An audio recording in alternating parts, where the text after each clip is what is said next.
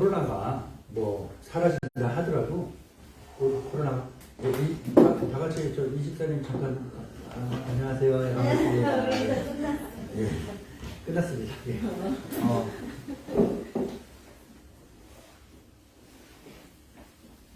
코로나가 끝나고 별일 없더라도 이렇게 손 소독을 같이 하고 그러는 거는 참 좋은 습관 같아요. 건강한 습관 같아요. 이거는 같이 이렇게 하고 그러면 좋겠어요. 예. 오늘은 누가복음 11장 45절부터 52절까지 말씀을 본문으로 해서 옳게 보고 옳게 가자라는 제목의 말씀이 전달될 것입니다. 이 말씀이 전달될 때에 하늘이 활짝 열려서 하나님의 그 은혜와 사랑과 능력과 복이 함께 전달될 줄로 믿습니다. 동시에 주님의 그 다함없는 지혜와 지식과 기쁨과 평화도 우리에게 함께 전달되고 충만하게 될 줄로 믿습니다. 예수 그리스도께서는 제한 시간까지 뭘 하셨습니까? 말씀의 중심은 잊어버리고 또 눈에 보이는 행동만 중요하게 여기며 살아가고 있는 바리새인을 칭찬하셨어요? 책망하셨어요? 책망하셨습니다. 11조를 드려라 라는 말씀이 분명히 있습니다. 11조를 드려라 해서 바리새인은 11조를 드려요. 근데 왜 하나님이 11조를 드려라 라고 한 그 본래의 의미는 신경 쓰지 않는 거예요. 그냥 11조를 드려라 하니까 눈에 보이는 물질 있잖아요. 요즘으로 따지면 뭐 돈이면 돈에 뭐 1원까지 정확히 10원까지 잘라갖고 이렇게 딱 11조 딱 끊어갖고 이렇게 그것만 철저하게 하는 거예요. 그거를 예수님이 책망하시는 겁니다. 하나님을 향한 사랑이 있어야 되고 하나님을 향한 공경이 있어야 되는데 그 마음을 그냥 잃어버렸어요. 잃어버렸는지 잊어버렸는지 아니면 스스로 내동댕이 쳐버렸는지는 모르겠습니다만 그들에게 그것은 사라진 거. 오로지 겉으로 보이는 모습만 치중해서 사람들에게 칭찬, 존경만 받으려고 하는 그런 과잉된 행동에만 치중하는 그 모습, 그 거짓되고 허영에 찬 신앙의 모습을 예수님께서 책망하신 겁니다. 그래서 예수 그리스도께서는 우리로 하여금 뭘 말씀하셨습니까? 너희 내면을, 너희 생각을, 너희 말을, 너의 행동을, 너의 생활을 무엇에 비추어 보라고 하십니까? 말씀에 비추어 보라고. 뭐에 비추어 보라고요? 말씀. 무엇을? 내 내면을, 내 행동을, 내 말을, 내 생각을, 내 생활을 무엇에 비추는 거예요? 말씀에 비추어. 말씀에 비춰서 어떻게 하라는 거예요? 거울에 비추어서 머리가 흩어졌고 뭐가 묻고 그래서 닦아내는 것처럼 말씀에 너의 마음과 너의 생각과 너의 생활과 너의 행동을 다 비춰보아서 이것들은 버려야 될 것들이네 라는 것이 발견되게 되면 그것을 과감하게 미루지 말고 과감하게 버리고 말씀에 다 너의 내면을, 너의 생활을, 너의 말과 너의 행동을 다 비춰보아서 이야 이거는 좋은 것이네, 이거 말씀에 정말 맞는 것이네 싶어서 잘 지켜야 될 것들이 찾아지면 그것들을 잘 지키면서 살아라 라는 말씀으로 우리에게 예수님이 권면하신 겁니다. 이렇게 예수님께서는 하나님의 사랑과 영혼 구원에 대한 긍휼, 그 마음, 그 공의를 가지고 책망할 것이 있으면 책망하고 권면할 것이 있으면 권면하고 있었습니다. 근데 이 이야기를 예수님의 가르침을 옆에서 곁에서 잘 듣고 있던 많은 사람들 가운데 어떤 한 사람이 있어요. 누굴까요? 따라해볼까요? 율법교사. 뭐라고요? 율법교사 한 사람이 예수님의 가르침을 다 듣고 있는데 때마침 무슨 말씀인 거예요? 바리새인을 책망하고 권면하고 있는 그 말씀을 듣는 거예요. 이걸 듣다 보니까 이 율법학자가 기분이 좀 나쁜 거야. 이거 내가 좀 기분이 나쁜데? 예수님 그렇게까지 이야기하시면 나까지 우리까지 싸잡아 이야기하는 것 같은데 이건 좀 아니지 않을까요? 라고 하면서 예수님께 이야기를 합니다. 우리 같이 한번 읽어볼까요? 누가복음 11장 45절입니다. 시작. 한 율법교사가 예수께 대답하였는데 선생님 이렇게 말씀하시니 우리까지 모욕하시니이다. 예수님께서는 이 율법교사의 말을 듣고서 어떻게 하셨을까요? 화했을 진저. 뭐라고요? 화했을 진저 말고 속에서 끓어오르는 것처럼 이런 것처럼 화했을 진저. 뭐라고요? 화있을 진저. 네, 한번 따라해봐요. 좀 살려서. 감정을 좀 실어서 한번 대표로 시키기 전에 한번 같이 한번 해보세요. 마스크를 썼어도 입술이 움직이는지 안 움직이는지는 다 보여요. 한번 화있을 진저 해보세요. 시작. 화있을 진저. 네, 그래요. 화있을 진저. 이거 들어봤는데 목사님 지난주에 예수님이 또 똑같이 화있을 진저 하지 않았나요? 네, 맞아요. 이거 기억하면 목사님이 뿌듯해요. 목사님이 이렇게 뿌듯한데 그 말씀 기억하는 걸 보시면 하나님은 얼마나 기분 좋으실까? 네? 우리 사람이 기억력이 한계가 있지만 우리 적어도 하나님의 말씀을 주일날 들었던 말씀을 적어도 일주일만은 좀 기억합시다. 다는 아니어도 뭐 제목이라도 다는 아니어도 어느 일정 부분이라도 목사님이 재밌자고 이해하기 쉬우라고 들어주는 예화만 기억하지 마시고 정말로 하나님의 말씀이 뭐였는지 잘 기억해 보시기 바랍니다. 아멘. 어떤 목사님 그런 목사님 있어요. 설교를 예배 시간 끝나잖아요. 시험을 봐. 오늘 말씀의 내용이 뭐였습니까? 그 말씀을 듣고서 내 생활을 비춰보아서 뭘 좋은 거예요. 이대로만 하면. 근데 그 방법과 의도가 옳지 못했기 때문에 그 목사님이 좀 그래요. 좀 많이 그래요. 많이 그렇습니다. 자, 어쨌거나 저도 여러분을 사랑하는 마음이 있고 저도 여러분이 하나님의 말씀 잘 기억하고 오랫동안 품고 실천하는 사이를 바라는 마음이 있기 때문에 어쩌면 그렇게 할 줄 몰라요. 뭐 주중에 뭐 카톡이나 이런 걸 갖고 퀴즈를 내겠죠. 요즘 말씀의 제목이 뭐였나요? 주곡을 펴놓고 맞추시면 돼요. 알았죠? 성경 본문은 어디였나요?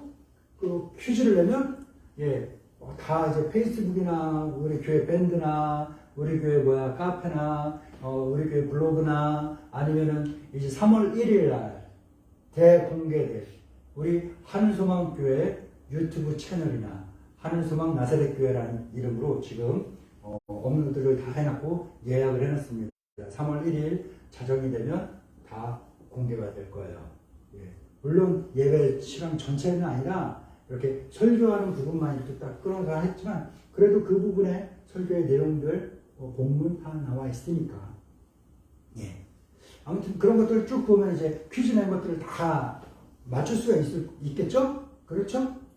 그렇게 해서 여러분 좀 귀찮게 해드리기 전에 좀 내가 나의 영혼을 위하여 자기가 자기의 영혼을 위하여 좀 하나님의 말씀 좀 일주일은 좀 간직합시다. 아멘? 쉬워요. 여러분들 다 똑똑해요. 똑똑하고 머리도 좋고 총명하기 때문에 주중에 한 번 정도만 지금까지 말씀드렸던 매체들을 통해서 예배를 한 번 더 드리면 그러면 여러분 다 기억할 수 있어요. 주중에 한 화요일이나 수요일이나 목요일쯤에 한 번씩만 더 이렇게 녹화되어 있는 영상들을 보면서 한 번 더 예배 드릴 수 있기를 권면합니다. 아멘. 예수님께서 다시 본론으로 돌아와서 율법교사의 말을 들으니까 뭐라고 그랬어요? 화했을 진저! 화했을 진저. 근데 이 율법교사에게 하시는 책망의 내용을 가만히 살펴보니까 앞서 책망받은 바리새인의 책망의 값, 죄의 결과의 값이죠. 그 무게, 그 바리새인보다 훨씬 더 무거운 짐을 지겠구나. 훨씬 더 큰 잘못을 저질렀구나 라는 것을 알게 되는 거예요. 한번 이어서 읽어볼까요? 누가복음 11장 46절입니다. 시작. 이르시되 화했을 진저 또 너희 율법교사여 질이 어려운 짐을 사람에게 지우고 너희는 한 손가락도 이 짐에 대지 않는도다. 아멘. 율법교사는 어떤 사람이냐? 하나님의 말씀을 잘 해석하고 잘 분별해서 사람들에게 잘 전하고 가르치는 사람이에요. 교사가 학생을 가르치는 근본적인 이유가 뭘까요? 돈 벌려고요? 그건 좀 아니었으면 좋겠어요. 돈 벌려면 그 좋은 머리를 갖고 대기업이나 큰 회사에 취직을 하든가 창업을 하든가 하면 되겠죠. 근데 왜 굳이 교사를 할까요? 교사의 근본적인 그 목적이 뭡니까? 학생을 가르치는 이유가 뭐예요? 학생으로 하여금 야, 너 이건 잘못된 거야, 틀린 거야 라는 걸 알고 그런 걸 하지 않고 넌 이게 맞는 거야, 올바른 거야 라는 걸 가르쳐 주어서 이 아이의 삶이 정말로 올바른 길로 갈 수 있도록 지도해 주는 것, 이끌어 주는 것, 방향을 제시해 주는 것, 이것이 교사가 학생을 가르치는 근본적인 이유인 줄 믿습니다. 그런데 율법 교사는 똑같이 교사죠. 선생님입니다. 율법을 그대로 그렇게 가르쳐야 돼요. 율법 교사들은요, 하나님의 율법, 말씀, 사실 우리가 잘 읽지도 않으시겠지만, 읽으면 어때요? 왜 잘 안 읽어요? 일단 두꺼워. 두꺼우니까 부담스럽죠? 예. 근데 이거를 그래서 부담을 줄이고자 분철을 해갖고 얇게 해놓은 책들도 있는데, 그것조차도 안 봐요. 왜? 읽으면 쉽게 이해가 되면 좋은데, 이해가 잘 안 돼요. 어려운 부분이 있어요. 그래서 교사가, 스승이, 목사님이 필요한 거죠.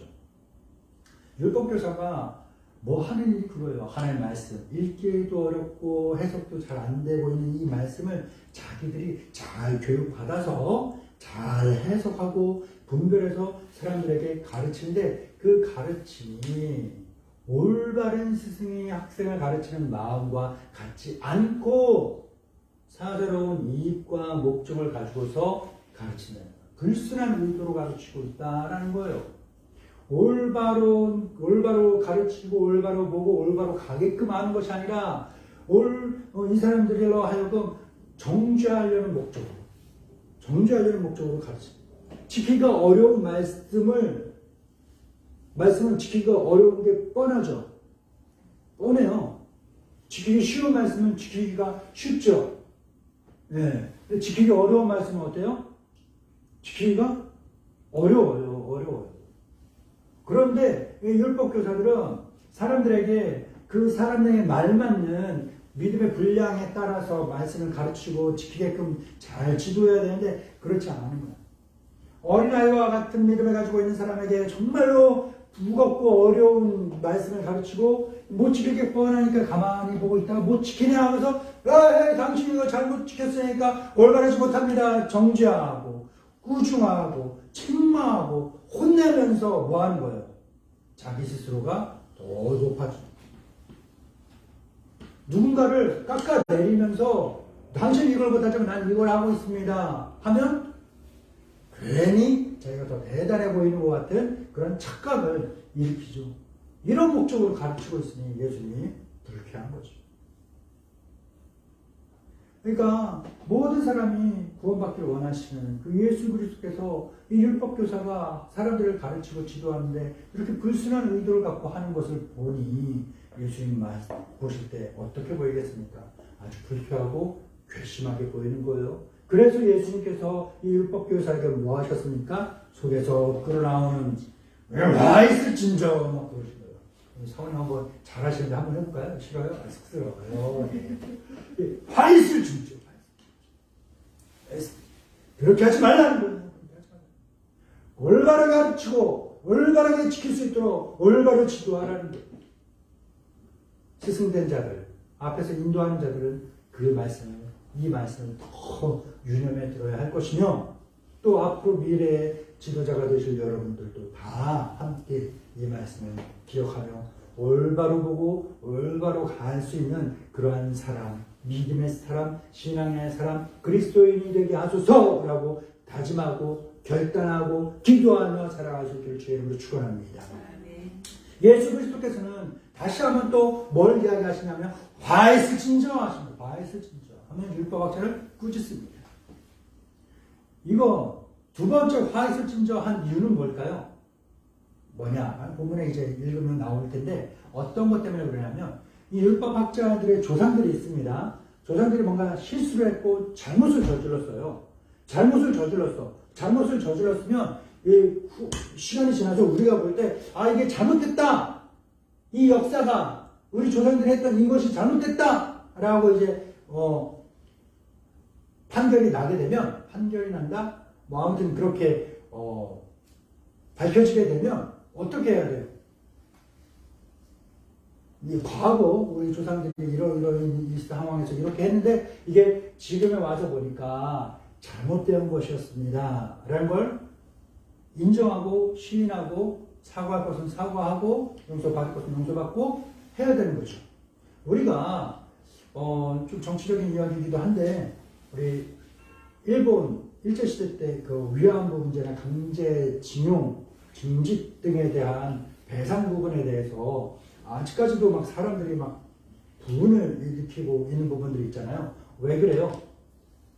일본에 지금 대기업이 되어 있는 그 기업에서 사람들을 억지로 끌고 가서 강제로 노동을 시키고 임금도 안 주고 많이 죽이고 그랬다는 거예요. 그런 거에 대해서 자기들 돈 바라는 게 아니라 그 일본이라는 잘 사는 나라에서 그 기업에서 우리나라 피해자들에게 그 후손들에게 돈을 달라는 게 아니라 우리가 과거 일제시대 때 우리 회사 운영하던 사람들이 이런 일을 했었는데 이거 정말로 잘못한 일이었습니다. 죄송합니다. 라고 인정하고 사과하는 거.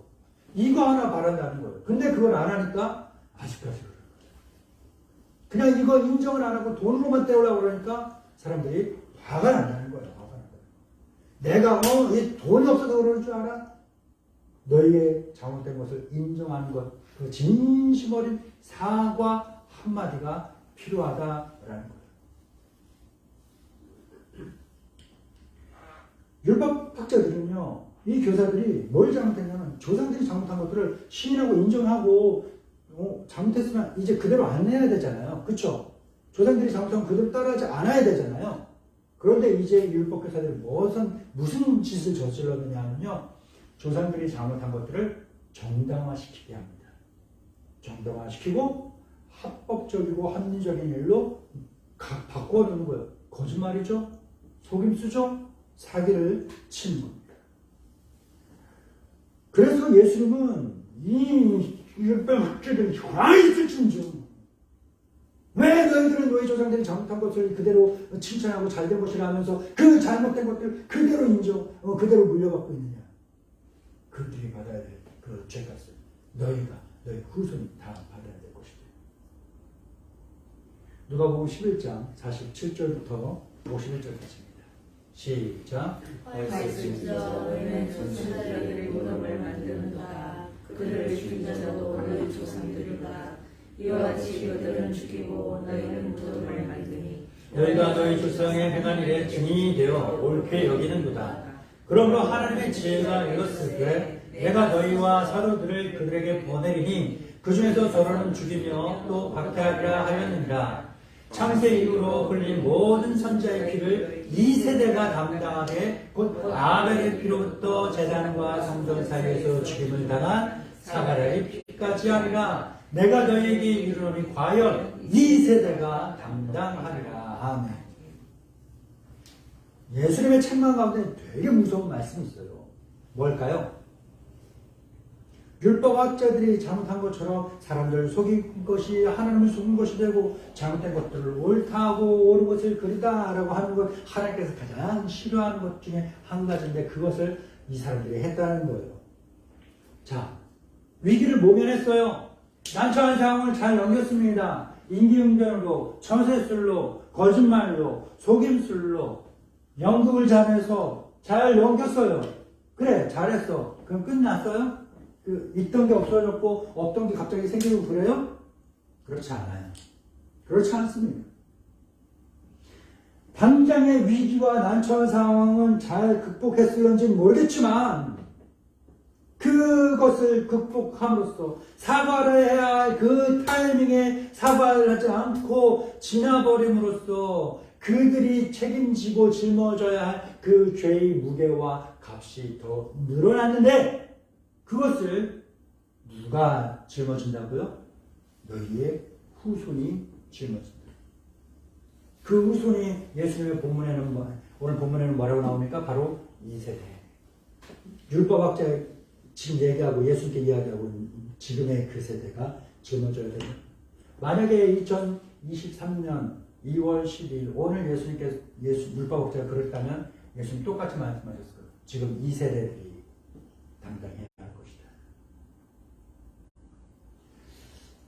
어떤 아버지가 있습니다. 어떤 아버지가 아무도 없는 곳에서 아니면 아내와 둘이서 밤밤중에 아무도 몰라요. 아무도 모르는 곳에서 둘이만 슬쩍슬쩍 이야기를 해. 아니면 혼잣말로 이런 이야기를 하는 거예요. 어떤 이야기가 있을까? 나 돈이 좀 필요한데 어떻게? 하나님 내가 이번 주에 로또를 살 건데 로또 1등 당첨되면 내가 11조하고 11조만큼 감사원금하고 감사원금만큼 건축원금하고 또 그거의 3분의 1은 성교원금 하겠습니다. 했어. 그러니 나 이렇게 하고 싶으니까 하나님 이번 주 산 로또 당첨되게 해주세요. 한 거야. 그냥 누구나 다 그렇게 한 번씩 해보잖아요. 그렇지 않아요? 그렇죠. 네, 그렇게 해요. 그런데 하나님이 이 사람의 말을 들으셨어. 왜? 하나님은 모든 사람들이 하는 말과 행동을 그대로 지켜보고 그걸 다 받고 그거에 기준하여 판단하셨고 혼잣말처럼 하나님 날 로또 1등 되면 지금 나오고 다 이야기를 했어. 그래서 하나님 이 이야기를 듣고 나서 그 주에 당첨을 시켰어. 1등을 단 한 명 얼마 정도 됐을까? 예를 들어 한 30억 칩시다. 계산하기 편하게.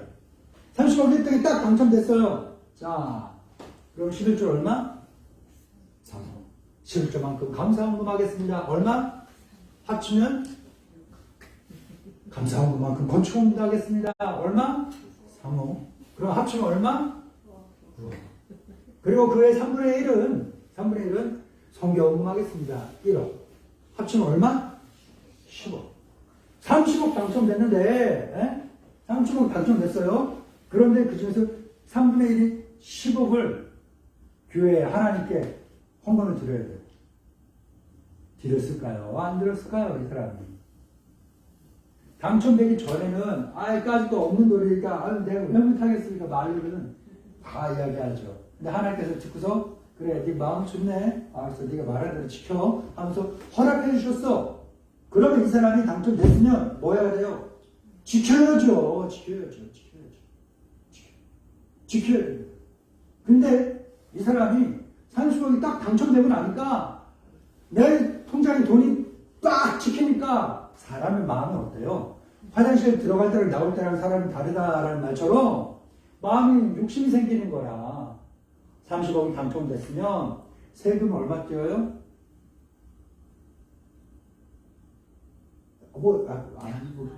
나랑 전혀 상관없는 일이기 때문에 그런 거는 전혀 염두도 안 하고 있습니다. 이야기하겠죠.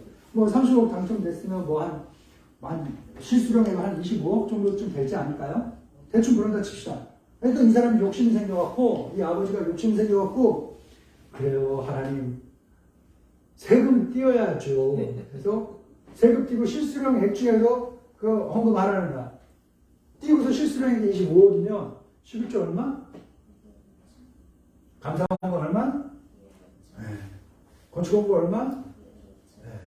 그 중에 3분의 1 더해갖고 하면 아까보다 줄었는데 뭐예요?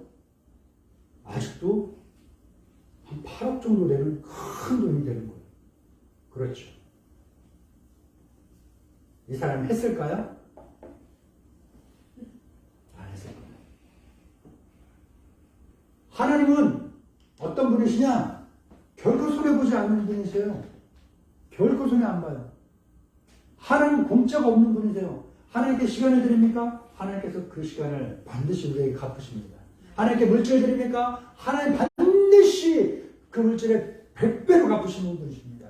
하나님께 재능을 드리시면 재능에 드려진 재능에 100배로 갚아주시는 분이시고, 하나님께 내 건강을 드리면 하나님께서 내가 드린 그 건강에 100배로 갚아주시는 분이 하나님이십니다. 하나님은 결코 손해보지 않으시지만 하나님께 드리는 것은 결코 손해나지 않게 하시는 분이 하나님이십니다.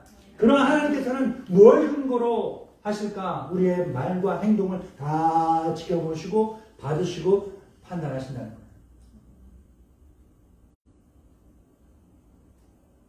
말은 있는데 행동이 안 따라. 근데 이 하나님께서는 결코 손해보지 않는 분이셔. 그러니까 어떻게 할까요? 안 드리면 뭐 어쩔 수 없지 하고 넘어갈까요?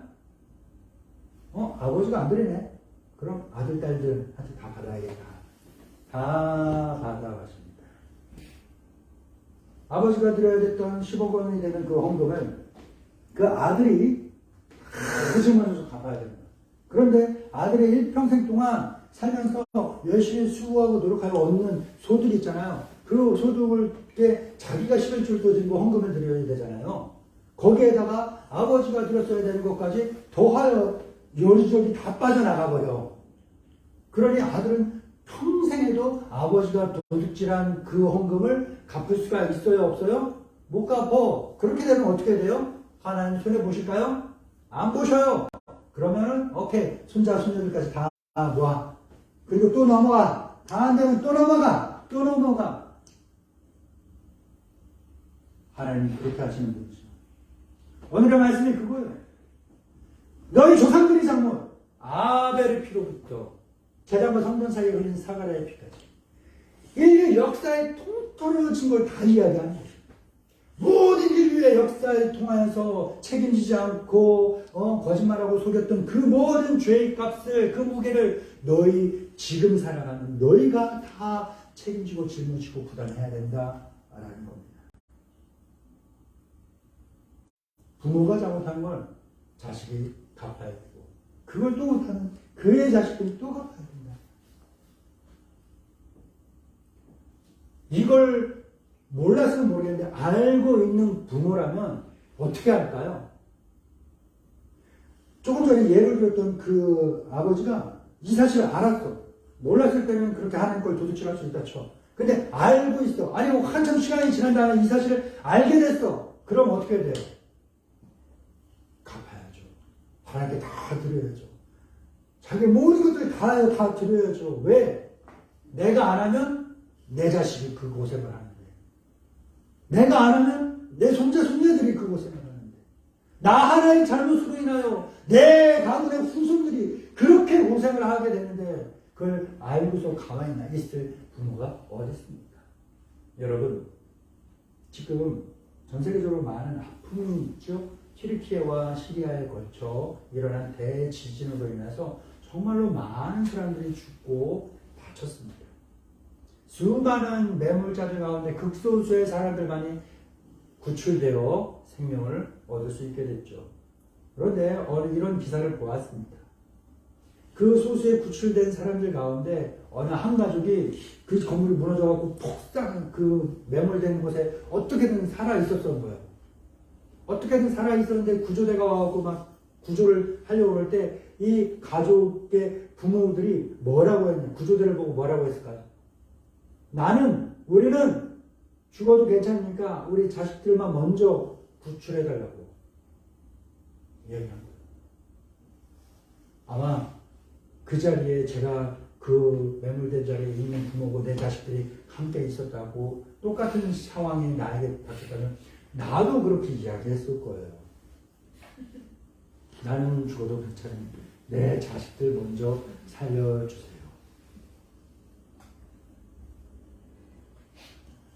그러실 거예요? 안 그러실 거예요? 그래요. 박사님? 그러실 거예요? 안 그러실 거예요? 네, 그러실 거예요. 이게 부모가 가지는 부모의 마음이에요. 세상에 어느 부모든지 자기 자녀들이, 자기 손자, 손녀들이 고생하는 거, 위험에 처하는 거, 죽음의 위험에 처해지는 거 원하는 사람은 없어요. 누구든지 세상의 부모들은 거의 대부분이 내 자녀들은, 내 손자, 손녀들은 조금 더 편안하고 나보다 덜 고생하고 좀 더 잘 살았으면 좋겠다는 마음을 가지는 게 인지상정이고 모든 양심 있는 부모들이 갖고 있는 그런 공통된 마음입니다. 하지만 오늘 예수님의 말씀은 뭐합니까? 뭡니까? 부모의 부족함의 값.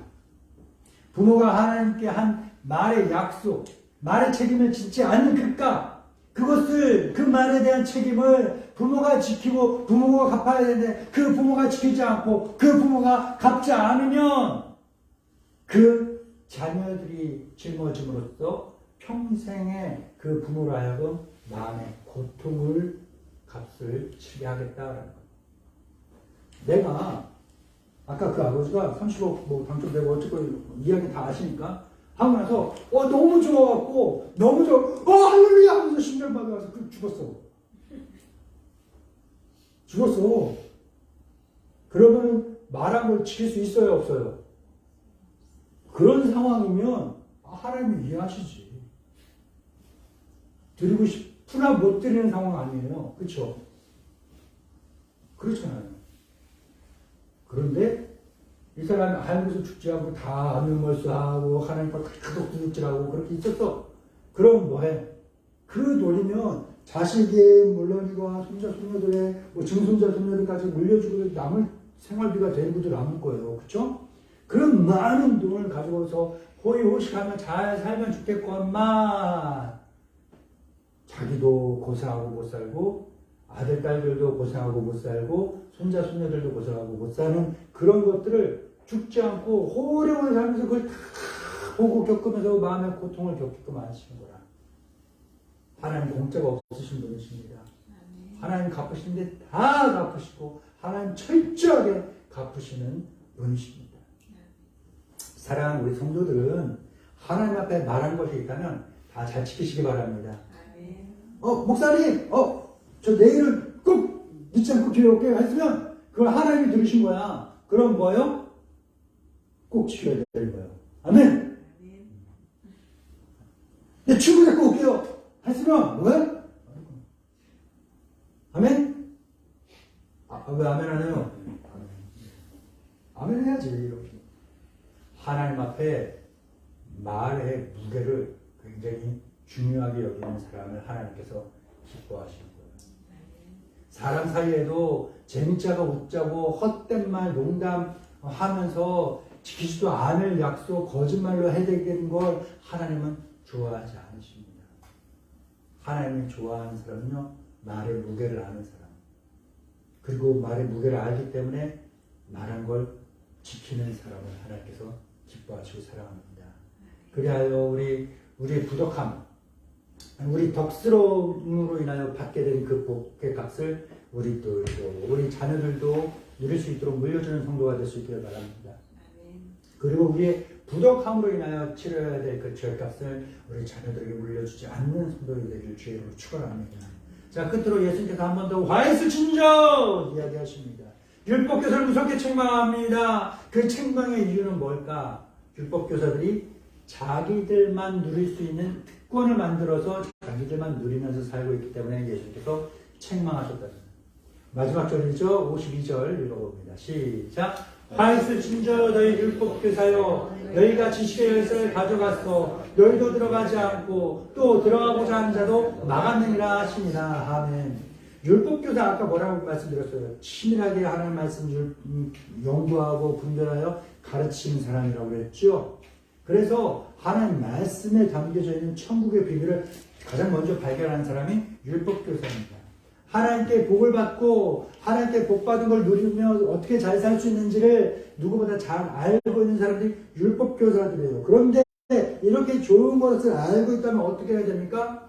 많은 사람들에게 알려주고 가르쳐줘서 나 혼자만이 아니라 우리 모두가 다 같이 하나님 말씀대로 잘 살고 하나님 기쁘게 해드리고 그래서 하나님께 복을 받아서 잘 누리면서 함께 다 같이 잘 살면 얼마나 좋겠어요. 이렇게 해야 되는데 율법교사들이 어떻게 했다는 거예요. 말씀해 보니까 어떻게 해야 천국 가는지 어떻게 해야 복받고 잘 살게 되는지를 너희가 알고 있다는 거 없다는 거예요. 알고 있잖아. 그런데 어떻게 되는 거예요. 알고 있는데 너희들도 안 하고 어쩌다 알게 된 사람들이 선생님 이렇게 하는 것 같은데 제 느낌상 이렇게 하는 것이 천국을 가는 것 같고 이렇게 하는 것이 하나님께 복 받는 것 같은데 선생님 제가 생각한 거 제 느낌에 맞는지 틀린지 알려주세요.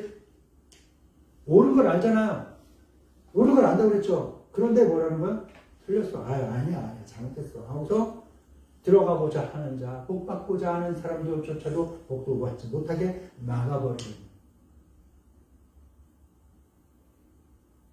이런 잘못을 저지르고 있기 때문에 예수님이 화해를 진정하며 무섭게 책망한 겁니다. 사랑하는 성도 여러분, 우리가 살아가다 보면 예수님 믿지 않는 사람들이 더 잘 사는 걸 보게 됩니다. 교회에 그냥 슬렁슬렁 대충 드문드문 이렇게 나오는 사람 오히려 더 성공하는 것처럼 보입니다. 하지만 우리는 이런 사람들, 이런 현상들을 결코 부러워하지 말아야 됩니다. 부러운 마음이 있다면 이렇게 외치세요. 우리 그런 우스갯소리 있잖아요. 부러우면 지는 거야. 부러우면 지는 거야. 부러워하지 마세요. 부러워하지 마세요. 이런 사람들, 교회 안 나온 사람, 믿음 없는 사람, 수영스러운 다니는 사람들이 성공하고 돈 잘 벌고 뭘 더 갖고 그러는 거 다 헛개비야, 헛개. 옳은 게 아니야. 그런 거야. 그랬잖아요. 성경에서는 악한 자들이 모아 의로운 자들에게 다 물려주게끔 하나님은 그냥 내비두고 계시다는 거예요. 마지막 때는 어떻게 되는 거? 믿음 없는 사람들이 잘 살고 높이 높이 올라가는 것 같다가 결국은 어떻게 된다고? 한순간에 그냥 팍! 이카루스라고 아세요? 이카루스? 로마 그리스 신화에 나오는 이카루스. 날개를 달렸어. 막 태양을 향해 올라가다가 너무나 가까이 가버리는 바람에 그 날개가 불에 타고 녹아버려갖고 그 높은 하늘 꼭대기에서 뚝 떨어져 버려요. 이카루스. 악인의 번영함을 부러워하지 마시기 바랍니다. 임기응변으로 대충대충 슬렁슬렁 그렇게 살아가는 사람들이 잘 된다고 그 사람들 때문에 내가 피해봐도 내가 억울한 일 당했다고 억울할 수는 있지만 그걸 밝혀보겠다고 사람 찾아가지 마시고 하나님께 아뢰시기 바랍니다. 하나님께 드리고 갚아버리십니다. 그들이 잘 되는 거 올바른 게 아닙니다. 올바른 길, 옳은 길 잘 알고 확실하게 믿고 그걸 제대로 보고 올바른 길로 따라가는 그런 복된 성도를 될 수 있기를 주의 이름으로 축원합니다. 좋으신 하나님 아버지 감사합니다. 사랑하는 우리 성도들에게 귀한 보배로 말씀 주시니 감사합니다. 아버지 하나님 주신 말씀 잘 기억해서 우리가 정말로 하나님 말씀 잘 옳게 보게 하시고 옳게 믿게 하시고 옳게 가게 하옵소서. 그 길이 우리가 볼 때는 자칫 돌아가는 것 같고 망하는 것 같고 희망이 없는 것 같고 절망으로 나가는 것 같이 보일지라도 이 길이 옳은 길이라는 확실한 믿음 허락하여 주셔서 이 길 끝에 주께서 예비하신 그 아름다운 낙원의 기쁨과 평화와 사랑을 한껏 누리며 살아갈 수 있는 복된 성도를 될 수 있도록 주여 힘주소서 도와주소서 밀어넣어서 이끌어 주옵소서 예수님의 이름으로 기도드립니다. 아멘.